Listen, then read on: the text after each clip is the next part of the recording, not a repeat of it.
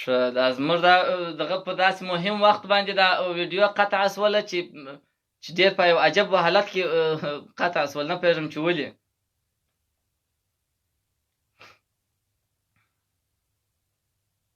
نو موږ د جنازې د لمانځه یادونه کوله. جنازې په لمانځه د جنازې مو خبره متاسفانه چې زموږ دغه دا لایف په مابینځ کې قطع سو، نه پوهېږم چې څنګه، خو یو مشکل رالی جوړ سو او هغه لایف مو قطع سو. دا د جنازې د لمانځه حکم مو تشریح کړی و. د جنازې په لمانځه کې جماعت ضروري دی او که نه دی، په دې اړه مو خبرې کړې وې. د جنازې د لمانځه نیت مو تشریح کړی و، او بیا پسې په څلورمه قدم کې د جنازې لمونځ مو عملي ډول کوئ.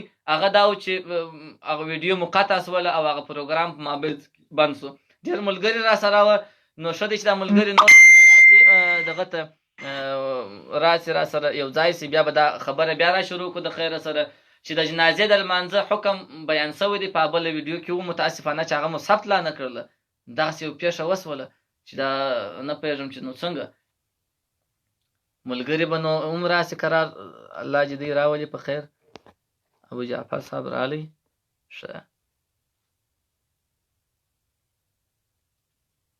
ښه الله دې حاجي عبدالرشید راولي په خیر. حاجي بیا ملګري قرار سره راله. دا بس بنده سوله دا ویډیو، نه پوهېږم چې ولې. هغه چې هغه اصلي ځای ته راورسېدلو، هغه د لمانځه هغه عملي ځای ته راورسېدلو، ویډیو بنده سول.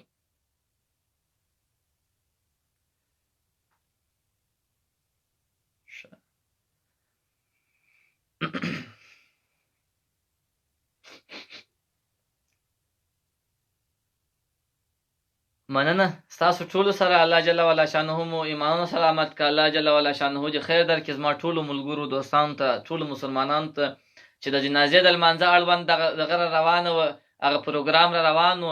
قدم پر قدم باندې موږ ویلي وه چې د جنازې لمونځ کې د هغه د حکم یې فرض کفایي دی، که څو کسانو کې د نورو غاړه په خلاصه ده، او که څوی ورته حاضر سوله وجه جنازې ته، پر ټولو لازمه ده په جنازې په لمانځه کې ونډه واخلي. او بل جماعت د جنازې د لمانځه دپاره ضروري نه دی. جماعت د جنازې د لمانځه دپاره ضروري نه دی، یعنی که چیرې یو نفر وي هم یې کولی سي، او جماعت ته شرط نه دی چې خامخا به یو څو کسان وي. یو نفر لا هم جنازې لمونځ ورکولی سي په انفرادي ډول باندې. خو که جماعت وي دا خو نو نور علی نور دی، دا خو نو بیا ډېره ښه ده چې جماعت ورسېږي. او بله خبره د نیت مو کړې، او په نیت کې د څلورو شیانو یادونه ضروري ده د جنازې د لمانځه په نیت کې. یوه دا خبره چې لمونځ کوم په څلورو تکبیرو سره د الله دپاره، اقتدا مې ده په دې حاضر امام پسې، او درود وایم پر رسول اکرم صلی الله علیه وسلم، او دعا کوم و د حاضر میت لره. چې نیت یې وتړئ، عملي لمونځ په داسې شکل سره کېږي. الله اکبر چې امام وایي، مقتدیان بیا مو سره وایي الله اکبر، سبحانك اللهم وبحمدك وتبارك اسمك وتعالى جدك ولا إله غيرك، الله أكبر، اللهم صل على محمد وعلى آل محمد كما صليت على إبراهيم وعلى آل إبراهيم إنك حميد مجيد، اللهم بارك على محمد وعلى آل محمد كما باركت على إبراهيم وعلى آل إبراهيم إنك حميد مجيد، الله أكبر، اللهم اغفر لحينا، اللهم اغفر لحينا وميتنا وشاهدنا وغائبنا وصغيرنا وكبيرنا وذكرنا وأنثانا، اللهم من أحييته منا فأحيه على الإسلام، ومن توفيته منا فتوفه على الإيمان، الله أكبر. السلام عليكم ورحمة الله. السلام عليكم ورحمة الله. یعنی د لومړي تکبیر وروسته سبحانك اللهم وبحمدك وتبارك اسمك وتعالى جدك ولا اله غیرک دا ویل کیږي. دوهم تکبیر چې امام وایي، مقتدیان به هم تکبیر وایي. د دوهم تکبیر وروسته اللهم صل على محمد، اللهم بارك على محمد، دا دواړه درودونه ویل کیږي. دریم تکبیر چې امام وایي، مقتدیان به هم دریم تکبیر وایي. د هغه وروسته به اللهم اغفر لحینا ومیتنا وشاهدنا وغائبنا وصغیرنا وکبیرنا وذکرنا، و ټولو مسلمانانو ته به یعنې دعا وکړي. هم د مړو ته، هم ژوندو ته، هم لویانو ته، هم کوچنیانو ته، هم نارینهو ته، هم ښځینهو ته. او دا غوښتنه د الله څه وکړي چې یا الهي موږ ته ژوند پر اسلام راکړې او وفات پر ایمان راکړې. دا دعا به وکړي. که چیرې دغه دعا د چا نه وزده، هغه دې بیا اللهم ربنا دعا وکړي، اللهم ربنا آتنا فی الدنیا حسنة وفي الآخرة حسنة وقنا عذاب النار. یعنی که چیرې د چا د مړي دعا نه وزده، بیا چې هغه اللهم ربنا دعا وایي. دا موږ په عام خاص په فرضي لمنځو کې، په سنتو په نورو لمنځو کې په اخره ناسته کې وایو. او څلرم تکبیر چې امام وایي سلام ګرځي، مقتدیان به هم څلرم تکبیر وایي سلام به وګرځي. نو دغه په د جنازې په لمانځه کې 4 تکبیرونه دي. د هر تکبیر د یو رکعت حیثیت لري. تکبیرونه به د چا څخه نه پاتې کیږي. تکبیرونه به امام بیا په زور وایي، مقتدیان بیا قرار وایي. نو دغه طریقه و. او د جنازې په لمانځه کې ولاړه فرض ده، په ناستې نسې کیږي، په ولاړې به وي. د جنازې لمونځ به په ولاړې وي. نو دغه د جنازې د لمانځه طریقه وه. په خلص کې بیا دغه 4 مهمې خبرې دي. د جنازې حکم فرض کفایه دی. که چا یو نفر د جنازې لمونځ یو مړي ته ورکړي، د نورو غاړه خلاصه ده. اما څونه کسان چې د جنازې ته حاضر شوي دي، هغو دپاره بیا فرض عین ده، بیا به حتما ونډه پکې اخلي. دویمه خبره، د جنازې په لمانځه کې جماعت فرض او ضروري نه دی. که یو نفر وي جماعت عمر کولی شي، په یو نفر هم ادا کېږي. او که ملګري ډېر وه، بیا به حتما جماعت کوي. او درېیمه خبره، د جنازې د لمانځه نیت دی. په نیت کې دا 4 خبرې ضروري دي. یو خو دا چې لمونځ کوم په 4 تکبیرو سره د الله دپاره. اقتدا مې په د حاضر امام پسې ده. امام به خپله د اقتدا تورې نه وایي. که ته مقتدی وې، د امام پسې به دا نیت کوې چې اقتدا مې د حاضر امام پسې. درود وایم پر رسول اکرم صلی الله علیه وسلم.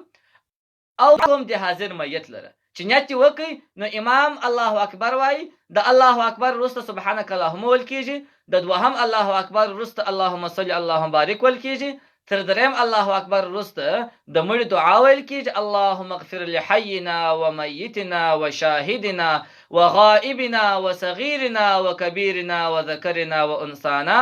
اللهم من احييته منا فاحيه على الاسلام ومن توفيته منا فتوفه على الايمان. کداغه دعا د چا نه وزده، هغه دې بیا دغه دعا وکړي. اللهم ربنا آتنا في الدنيا حسنة وفي الآخرة حسنة. اللهم ربنا آتنا في الدنيا حسنة وفي الآخرة حسنة وقنا عذاب النار. دا دعا دی وکړي. او 4م تکبیر چې ویل سي، راسته خواته سلام ګرځي، لاس یې لکېږي، چپه خواته سلام ګرځي، لاس. دغه د جنازې د لمانځه یو مختصره دا طریقه وه. الله جل وعلا شانه دې وکړي چې زما د ټولو ورونو مسلمانانو د استفادې وړ ګرځېدلې وي او په دغه طریقه سره یو شی زده کړی وي. او الله جل وعلا شانه دې موږ ته توفیق راکړي چې نور هم دغسې دوی زموږ ته غوښتنې لري. ځینې مسایلو ته زموږ فکر نه وي، ډېر زموږ ورونه وي دغه احکامو او دا مسایلو ته ضرورت لري. دوی کولی شي چې زموږ ته کمنټونه وکړي، موږ ته مسیجات راولېږي، زموږ ته غوښتنه وکړي. موږ به د خپل وس مطابق، که عملي وي عملي به دوی ته دغه کړو چې په عملا سره دغه کېږي. او آینده یو شی چې زما په ذهن کې دی او د ډېره وخته دی، هغه دا دی چې په سنت طریقه سره اودس تازه کول. په دا کم سنت طریقه سره چې اودس تازه کېږي، یعنی کم افعال، کم کارونه باید د اوداسه د جریان په وخت کې وسي. ډېر داسې مسلمانان ورونه ما لیدلي دي چې په 1 دقیقه کې اودس تازه کړي، چابک داسې ژر اودس تازه کړي، ته چې وا بس مازې لاسونه پرېولل. په داسې حال کې که چیرې سړی اودس په سنت طریقه سره تازه کوي، یو اندازه وخت غواړي. نو بیا به انشاءالله الرحمن دغه وایو. دا زموږ یو ورور دا پوښتنه کړې ده، وایي په جنازه کې فاتحه فرض ده او که څنګه؟ د جنازې په لمانځه کې فاتحه ویل د ځینې علماو په نیز باندې باید وویل سي، خو حتمي نه ده. که چا ویله ودې وایي، او که نه ویله هم پروا نه لري. دا اختلاف د علماو د مذاهبو تر مابین موجود دی. هغه اختلافاتو به سره ځونه دا په دواړو اړخو کې اقوال موجود ستا. ځینې علما دا رقم دي چې هغه دغه کوي د الحمدلله او سره لازمه ګڼي. ځینې کسان بیا وایي چې یا الحمدلله او سره لازمه ده. الحمدلله د جنازې په لمانځه کې ضروري نه ده. که چا وویله ممانعت نشته، او که ونه ویله د ضرورت خبرې نشته. دا دواړه اقوال علماو را نقل کړي دي. خو د امام اعظم ابو حنیفه رضی الله عنه په مذهب کې چې کوم فتاواوي کوم علماو دا تګلاره بیان کړې ده، او پر کومه تګلاره باندې چې د روان دي، د هغوی څخه هم د هغو د تګلاره داسې ده چې الحمدلله نه پشکې وایي، او که پشکې ویل سي ممانعت هم نه لري. نو بس ملګرو خو نو چې دا زموږ ملګري خو نو سره ولاړه د دن دپاره بس زما دغه یو څه مسایل درلودله چې ستاسو سره شریکم، دا چې زموږ هغه ملګري سره ولاړه نو چې دوی آینده زموږ څخه څه دغه درلودل کوم پروګرام یې درلودی، نو پر دغه ځای باندې به نو ستاسو ټولو څخه اجازت غواړم په داسې حال کې چې ملګري مې ستا نه، نو بیا به انشاءالله الرحمن په آینده کې په دغه موضوع باندې یا کوم موضوعات چې تاسو وي دا چې مخکې موږ پر دا موضوع باندې خبره وکړله چې دا اسلامي سلسله کې اسلامي احکامو کې اختلافات د مذاهبو بې شمېره دي، اختلاف د مذاهبو بې شمېره دي. په رأس کې که موږ ته وګورو دا 4 مذهبه دي، بیا په مذهبو کې مسلکونه تغییر لري. نو ستاسو خو ټول څه دا خواهش کوم یو ورور ته داسې لیکلي دي وایي ته یو دغه پیش که یو حدیث پیش که هلته نوشته کړي دي دا چې تا وویله چې دا الحمدلله ضروري نه ده یو حدیث پیش که داسې غوښتنه یې درلودلې ده. زما ورونو که چیرې و هغه مناظرې شکل ته ولاړ سو او دا د نن څخه دا خبره شروع نه ده، دا د وخت څخه دا موضوعات را شروع دي. که چیرې هغه اختلافي مسایلو ته ولاړ سو نو بیا به زموږ دغه اوس چې موږ کوشش کوو چې چاته یو شعر ورسو کېدای سي بیا دا پر دا حال پاته نه سي. په هر اړخ کې دلایل سته، متضاد احادیث په دې کې سته، ناسخ و منسوخ پیژندل پکار دي. موږ د یو مسلک دغه کوو، مقلدین یو، موږ پر یو تقلید روان یو، پر یو لار روان یو. خصوصا زه د امام اعظم ابو حنیفه رضی الله عنه په مسلک په مذهب روان یم. په کومه طریقه چې هغه شی ماته رسېدلی زه پر هغه طریقه باندې ځم، په داسې حال کې چې د امام شافعي صاحب، د امام مالک صاحب، د امام احمد بن حنبل صاحب مذهب او تایید هغه پر حق بولم، د هغو ممانعت نه لرم او هغه پر حق مذهب دي. که هغه پر هغه لار روان دي دا لار هم ثابته ده او دا دواړه اړخونه ځان ته دلایل لري، بلکې په لکو داسې مسایل دي چې د مذاهبو تر مابینځ په هغه کې اختلاف شته، حتی د فرضو، د واجبو، د سنتو، د روا او د ناروا اختلاف هغه کې شته. نو دغه مسایل چې الحمدلله وویل سول یا ونه ویل سول، یا لاسونه پورته که یا نه که پورته، په دا دواړو کې روایت موجود دي. پر دې باندې به نور بحث سره اوږدو نه. نو هغه مسایل چې موږ تاسو عوام ضرورت لري، هغه مسایل چې موږ تاسو ټول ضرورت لرو، پر هغه مسایلو بحث کوو. او که چیرې دغه اختلافي مسایل ته ولاړ سو دا په دا 1400 کاله حل سوي نه دي او 1400 کاله که نور هم د دنیا پاتې هم نه حلیږي. نو موږ تاسو پر دا باندې باید بحث ونه کړو. او که بحث په دې باندې څوک غواړي چې وي کې هغه بیا په جلا انداز باندې کېږي، داسې په لایفو کې نه کېږي. نو بیا هم ځینې ملګري دا د عایشان نوشته کړي دي چې دا نو ولې و څنګه و پلانکی و پلانکی. نو دغه یو وخت نه دی او پر دغه موضوعاتو باندې موږ باید بحث ونه کړو. نو الله جل وعلا شانه دې موږ تاسو ټول ته که څوک الحمدلله فرض او لازم شکی ګڼي هغه دې شکی وایي، او که چا ونه ویله هغه مشکل نه دی، او که چا ویله هغه دې بیخي وسره وایي، او که بیخي خلک په دې حتما هغه دې الحمدلله هم شکی وایي. خو د الحمدلله ممانعت هم نه کوو او فرض هم نه ګڼو. دا یوازې دا زما خبره نه ده، دا که چیرې سړی د تحقیقات راواخلي دا د مذاهب په ساته دا د 100 کلونو څخه دا موضوعات پورته کښته کېږي، نو چې هغه وخت نه دي حل سوي اوس هم نه حلیږي او پاینده کې به هم نه حلیږي، دا به روان د مسلکونه به وي.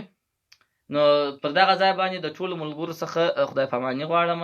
السلام علیکم ورحمة الله وبرکاته.